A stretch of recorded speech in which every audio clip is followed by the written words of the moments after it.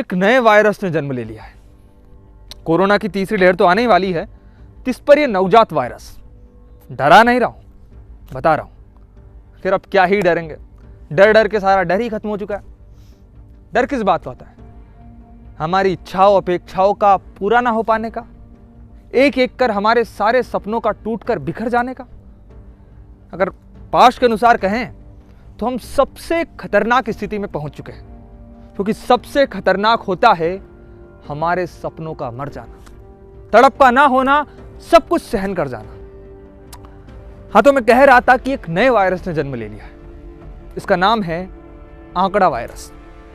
यह वायरस पहले भी जन्म लेता रहा है, पर पहले इसने अपने होने का आभास नहीं होने दिया। पर अब जबकि कोरोना महामारी पूरे विश्व में अपना तांडव मचा रही है, यह वायरस और भी ज्यादा सक्रिय हो चुका है और ज्यादा विकराल रूप धारण कर चुका है। जानकारों की माने तो यह वायरस सरकारी फाइलों से निकला है और इससे बचाव के लिए जरूरी है सच्चाई से सोशल डिस्टेंसिंग, झूठ का अपनी जुबान पर बराबरी से सैनिटाइजेशन करना और छल रूपी मास्क न सिर्फ अपने चेहरे पर बल्कि अपनी आत्मा और मस्तिष्क पर भी सदा चढ़ाए रखना। खैर, एक लोकतांत्रिक व्यवस्था में तो ये तीनों गुण आमतौर पर जनता में ठूस दिए जाते हैं, अतः हम सबको इससे डरने की कोई आवश्यकता नहीं है। लेकिन जो बौद्धिक हैं उन्हें इस वायरस से खतरा है। हमारे हिंदी के कवि हुए हैं कुंवर नारायण जी, वो इस वायरस से संक्रमित हो गए थे। वो तो भगवान का शुक्र है कि बच गए। बचने के बाद उन्होंने अपने अनुभव को एक कविता के रूप में साझा किया। सुनना चाहेंगे? सुनिए। एक दिन मुझे आंकड़ों की उल्टियां होने लगी। गिनते गिनते जब संख्या करोड़ों को पार करने लगी, मैं बेहोश हो गया। होश आया तो मैं अस्पताल में था। खून चढ़ाया जा रहा था, ऑक्सीजन दी जा रही थी कि मैं चिल्लाया, डॉक्टर, मुझे बुरी तरह हंसी आ रही। यह हंसाने वाली गैस है, शायद प्राण बचाने वाली नहीं। आप मुझे इस तरह हंसने को मजबूर नहीं कर सकते।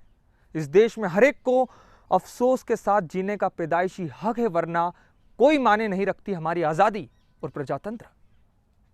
बोलिए नहीं, नर्स ने कहा, बेहद कमजोर हैं आप, बड़ी मुश्किल से काबू में आया है रक्तचाप। डॉक्टर ने समझाया, आंकड़ों का वायरस बुरी तरह फैल रहा आजकल, सीधे दिमाग पर असर करता। भाग्यवान है आपकी बच गए, वरना कुछ भी हो सकता था आपको। सन्निपात कि आप बोलते ही चले जाते, या पक्षाघात कि हमेशा के लिए बंद हो जाता आपका बोलना। मस्तिष्क की कोई भी नस फट सकती थी इतनी बड़ी संख्या के दबाव से। हम सब एक नाजुक दौर से गुजर रहे हैं। तादाद के मामले में उत्तेजना घातक हो सकती है। आंकड़ों पर कोई दवा काम नहीं करती, इसलिए शांति से काम ले। अगर बच गए आप तो करोड़ों में एक होंगे। अचानक मुझे लगा खतरों से सावधान कराते कि संकेत चिन्ह में बदल गई थी डॉक्टर की सूरत, और मैं आंकड़ों का कांटा चीखता चला जा रहा था कि हम आंकड़े नहीं, आदमी हैं, आदमी। धन्यवाद।